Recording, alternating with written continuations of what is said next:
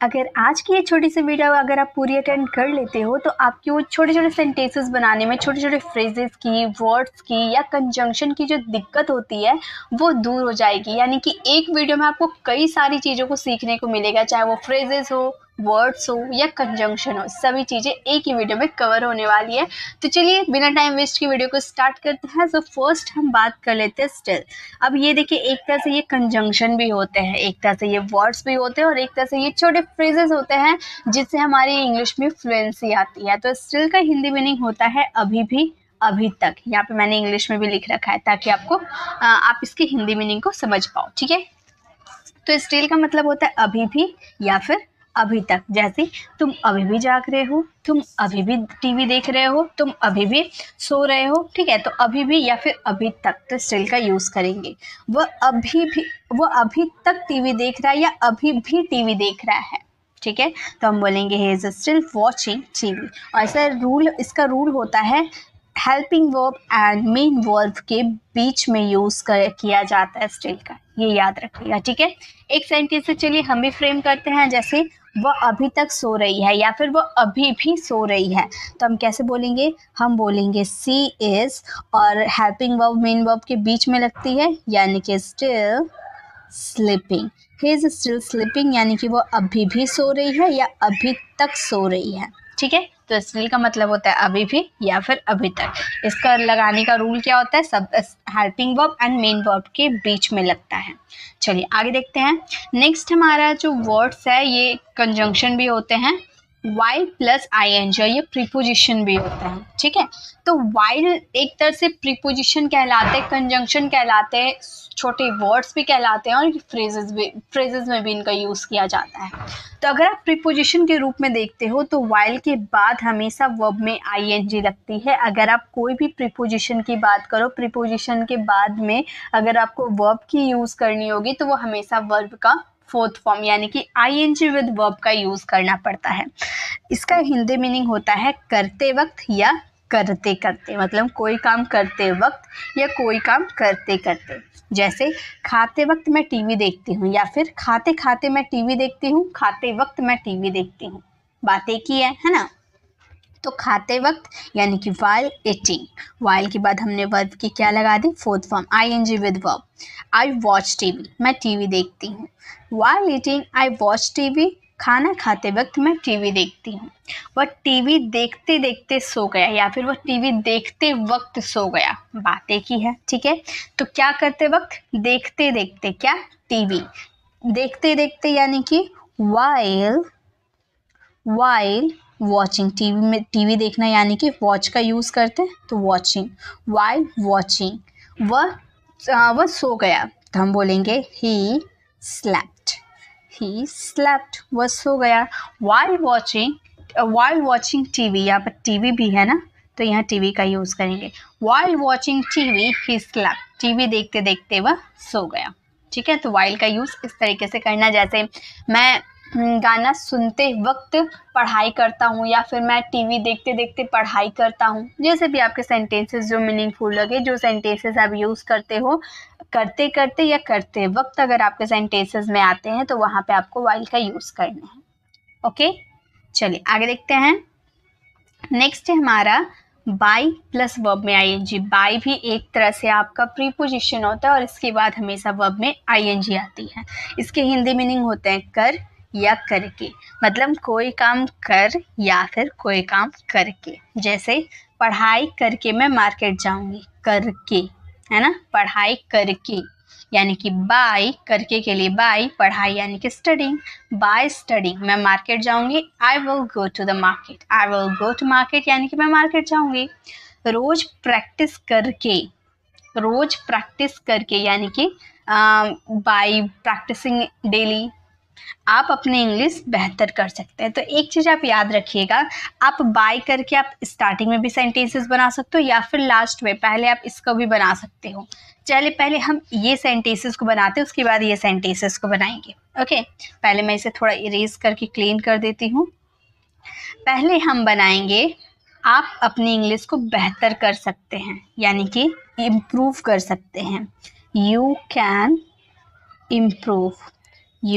Improve your English, you can improve your English. आप अपनी English को सुधार सकते हैं, बेहतर कर सकते हैं रोज प्रैक्टिस करके, यानी कि by practicing daily, by practicing daily. आप रोज प्रैक्टिस करके अपनी इंग्लिश को सुधार सकते हैं। You can improve your English by practicing daily, या फिर by practicing daily you can improve your English. Okay, तो आप बाय करके आप स्टार्टिंग में भी यूज कर सकते हो या एंड में भी यूज कर सकते हो, एज योर चॉइस, दोनों ही करेक्ट होते हैं। तो बाय के भी यूजेस आपको समझ में आ गए, कर या करके। चलिए आगे देखते हैं। अब है बिफोर। बिफोर भी एक तरह से प्रीपोजिशन होता है और इसके बाद आने वाली वर्ब हमेशा आईएनजी फॉर्म में आती है। ओके, और बिफोर का हिंदी मीनिंग तो आप सभी को पता होगा, से पहले, मतलब कोई काम करने से पहले। जैसे खाना खाने से पहले मैं हाथ धोता हूँ, ये तो अच्छी आदत है। तो खाना खाने से पहले यानी कि बिफोर ईटिंग फूड, से पहले, बिफोर खाने यानी कि ईटिंग, खाना यानी कि फूड। बिफोर ईटिंग फूड मैं हाथ धोता हूँ, आई वॉश माई हैंड, या फिर I wash my hand before eating food. आप पहले ये सेंटेंसेस को भी पहले यूज़ कर सकते हो और ये सेंटेंसेस को बाद में यूज़ कर सकते हो। ठीक है, दोनों ही करेक्ट होते हैं। I wash my hand before eating food. जैसे यहाँ आने से पहले मैं उससे मिला, तो पहले आप ये बना सकते हो मैं उससे मिला, इसे भी आप पहले बोल सकते हो I met him, मैं उससे मिला, I met him। यहाँ आने से पहले यानी कि before coming here, हमारा सेंटेंस हो गया I met him before coming here, यहाँ आने से पहले मैं उससे मिला। ओके, तो बिफोर का यूज होता है से पहले के सेंस में और इसके बाद आईएनजी फॉर्म आती है वर्ब की। ओके, अब इसका ऑपोजिट होते हैं आफ्टर। वो था से पहले और ये है से बाद। ये भी प्रीपोजिशन है तो वर्ब में आईएनजी आएगी। ठीक है, से बाद मतलब कोई काम करने के बाद। ओके, खाना खाने के बाद, के यहाँ पर ज़्यादा अच्छे से सूट करता है, तो के बाद। खाना खाने के बाद मैं हाथ धोता हूँ, ऑब्वियसली खाना खाने के बाद तो आप हाथ धोगे ही, तो खाना खाने के बाद मैं हाथ धोता हूँ। After eating food I wash my hand, या फिर I wash my hand after eating food. पढ़ाई करने के बाद मैं टीवी देखूंगी। तो ये सेंटेंसेस मैं आपके लिए छोड़ती हूँ और ये सेंटेंस आप फ्रेम करके इसका आंसर कमेंट में ज़रूर से ज़रूर देना, ताकि मुझे भी पता चल पाए कि जो मैं आपको समझाने की कोशिश कर रही हूँ वो आपको समझ में आ रही है या नहीं। इसके लिए कमेंट बहुत ज़रूरी है, अगर आप कमेंट नहीं करोगे तो मुझे पता नहीं चलेगा। ओके, चलिए आगे देखते हैं। नेक्स्ट हमारा वर्ड है along with। along with का यूज करते हैं के साथ के सेंस में। ठीक है, along with का मतलब होता है के साथ। ये कोई प्रीपोजिशन नहीं है कि इसके बाद आने वाला वर्ब फोर्थ फॉर्म में आएगी, ऐसा कुछ भी नहीं है। ठीक है, along with आपका प्रीपोजिशन है लेकिन, ठीक है, लेकिन ये एक साथ आया है तो इसका मीनिंग होता है के साथ। वैसे with का मतलब भी साथ होता है। जैसे मैं अपने दोस्तों के साथ बाजार जा रही हूँ, I am going to market along with के साथ, my friends के साथ। ठीक है, along with my friends I am going to market। Okay, वो अपनी टीम के साथ प्रोजेक्ट पे काम कर रही है, के साथ, टीम के साथ। ठीक है, यानी कि किसी के साथ, along with his team, या फिर along with my friends, along with my brother, along with my sister। Okay, ठीक है, इस तरह से आप यूज़ करोगे। तो वो अपनी टीम के साथ प्रोजेक्ट पे काम कर रही है, तो वो प्रोजेक्ट पे काम कर रहा है, बॉय है, तो हम बोलेंगे he is working on the project,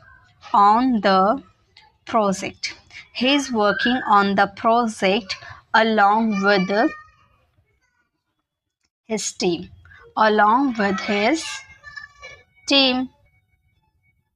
हमारा सेंटेंस हो गया he is working on the project along with his team। ठीक है, वो अपनी टीम के साथ इस प्रोजेक्ट पे काम कर रहा है। तो along with का मतलब होता है के साथ। चलिए आगे देखते हैं, नेक्स्ट क्या है। नेक्स्ट है टू प्लस वर्ब का फर्स्ट फॉर्म, बेस फॉर्म। आप बोलोगे मैम टू तो प्रीपोजिशन होता है और आपने अभी तो बोला था प्रीपोजिशन के बाद अगर वर्ब आएगी तो वो फोर्थ फॉर्म में आएगी। जी बिल्कुल, और टू के बाद भी आपने कई बार देखा होगा, टू के बाद भी वर्ब का फोर्थ फॉर्म आती है।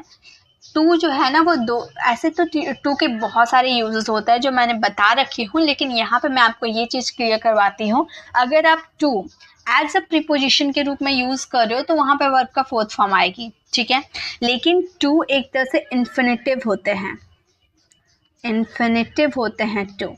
इन्फिनेटिव का मतलब होता है टू प्लस वर्ब का first form, base form. Okay, तो यहाँ पर टू इन्फिनेटिव के रूप में यूज हो रहा है, यानी कि टू प्लस वर्ब का फर्स्ट फॉर्म आएगी के लिए, ठीक है, के लिए के सेंस में। के लिए फोर का भी यूज किया जाता है और टू का भी यूज किया जाता है। जैसे यहाँ आने के लिए मेरे पास समय नहीं है, यहाँ आने के लिए मेरे पास समय नहीं है, I don't have time to come here, I don't have time to come here. यहाँ आने के लिए, वहाँ जाने के लिए टू गो देयर, आपसे मिलने के लिए टू मीट यू, या फिर उससे कॉल करने के लिए टू कॉल हर, या फिर इंग्लिश सीखने के लिए टू लर्न इंग्लिश। इस तरह से आप बना सकते हो, ठीक है, किसी के लिए। तो यहाँ आने के लिए मेरे पास समय नहीं है, I don't have time to come here. वह अच्छे नंबर लाने के लिए बहुत मेहनत करती है, के लिए, अच्छे नंबर लाने के लिए टू गेट गुड मार्क्स, ठीक है। तो अच्छे नंबर लाने के लिए मेहनत करती है, यानी कि वह मेहनत करती है, यानी कि पढ़ाई करती है। तो पढ़ाई का ही यूज़ हम कर देते हैं, studies hard, sorry she studies करती है ना, तो सी स्टडीज हार्ड। क्या करने के लिए? अच्छे मार्क्स लाने के लिए, to get good marks, to get good marks. तो हमारा सेंटेंस फ्रेम हो गया, she studies hard to get good marks. वह अच्छे नंबर लाने के लिए बहुत मेहनत करती है, ठीक है। तो यहाँ पे टू हमने यूज किया टू इन्फिनेटिव के रूप में। आगे हमारा नेक्स्ट है फोर, और फोर के बाद हम वर्ब का फोर्थ फॉर्म लगाते हैं, यानी कि आईएनजी विद वर्ब लगाते हैं, और इसका भी हिंदी मीनिंग होता है के लिए।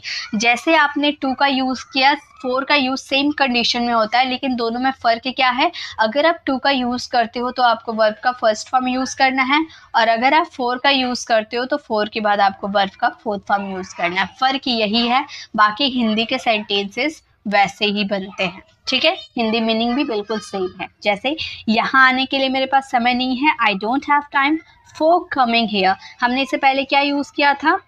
टू कम हियर यूज़ किया था, है ना, टू कम हियर यूज़ किया था, और यहाँ पर है फॉर कमिंग हियर। वैसे ही अब वैसे ही आप बहुत सारे सेंटेंसेस बना सकते हो, जैसे वहाँ जाने के लिए फॉर गोइंग देयर, या फिर उसे कॉल करने के लिए फॉर कॉलिंग हिम, ठीक है। तो इस तरह से आप इस तरह से आप यूज़ कर सकते हो। वह अच्छे नंबर लाने के लिए बहुत मेहनत करती है। तो आई थिंक आप ये सेंटेंसेस बना लोगे, तो ये सेंटेंस आप बनाना, इसका आंसर कमेंट में देना, मुझे इसका इंतज़ार रहेगा। चलिए आगे देखते हैं। नेक्स्ट हमारा वर्ड है इवन टुडे। इवन टुडे का मतलब होता है आज भी। जैसे वह मुझे आज भी याद करता है, या फिर मैं वहाँ आज भी जाती हूँ, मैं उसे आज भी उससे बात करती हूँ, या फिर मैं उससे आज भी कांटेक्ट में हूँ, ठीक है। तो आज भी यानी कि इवन टुडे, ओके। जैसे आज भी वह वहाँ जाता है, आज भी वह वहाँ जाता है, even today he goes there, even today he goes there, आज भी वह वहाँ जाता है। आज भी वह मेरे संपर्क में है, आज भी वह मेरे संपर्क में है, तो हम क्या बोलेंगे? Even today he is, even today he is in my contact, in my contact, ठीक है। आज भी वह मेरे संपर्क में है, even today he is in my contact, okay. तो जब भी आपको आज भी का यूज़ करना होगा तो आप even today का यूज़ करना। चलिए आगे देखते हैं। नेक्स्ट हम अब बात करेंगे only then। only then का मतलब होता है तभी। जैसे कि मैं मेहनत करूँगा तभी मैं सफल होऊंगा, या फिर मैं दिन रात पढ़ूंगा तभी मुझे अच्छे मार्क्स आएंगे। तो तभी जो आप यूज़ करते हो उसके लिए आपको ओनली देन का यूज़ करना है। हिंदी में तो काफ़ी छोटा है ना तभी, लेकिन इंग्लिश में ओनली देन का यूज़ करना है, ओके। जैसे तुम्हें मेहनत करनी पड़ेगी तभी तुम सफल हो पाओगे, तो मैं क्या बोलूँगी? You must work hard, only then you will succeed. तभी यानी कि ओनली देन। अगर तुम मेरी मदद करोगे तभी मैं तुम्हारी मदद करूँगा। तो अगर यानी कि इफ़ तुम मेरी मदद करोगे, you help me, if you help मी, यदि तुम मेरी मदद करोगे तभी, यानी कि ओनली देन ओनली देन मैं तुम्हारी मदद करूँगी, I will help you, I will help you. हमारा सेंटेंस हो गया if you help me only then I will help you. अगर तुम मेरी मदद करोगे तभी मैं तुम्हारी मदद करूँगा। तो ओनली देन का मतलब होता है तभी। चलिए अब आगे देखते हैं। नेक्स्ट और लास्ट हमारा एक वर्ड बच जाता है, वो है टिल देन। टिल देन का मतलब होता है तब तक, ठीक है। टिल देन का मतलब होता है तब तक। जैसे मैं घर साफ कर रही हूँ तब तक तुम टीवी देख सकते हो। मम्मी अक्सर बोलते हैं ना कि मैं जब तक घर साफ करूँ ना तब तक तुम टीवी देख सकते हो, उसके बाद तुम्हें पढ़ाई करनी है। तो तब तक यानी कि till then. I am cleaning the house, I am cleaning the house, मैं घर साफ कर रही हूँ। टिल देन तब तक यू कैन वॉच टीवी, तुम टीवी देख सकते हो, ठीक है। मैं खाना बना रही हूँ तब तक तुम मेरा फ़ोन इस्तेमाल कर सकते हो। तो मैं खाना बना रही हूँ, I am cooking, I am cooking. Simply I am cooking यानी कि मैं खाना बना रही हूँ तब तक, यानी कि टिल देन तुम मेरा फ़ोन का इस्तेमाल कर सकते हो। You can use my phone, या फिर यूज़ की जगह आप ऑपरेट का यूज़ कर सकते हो, you can operate my phone, ठीक है।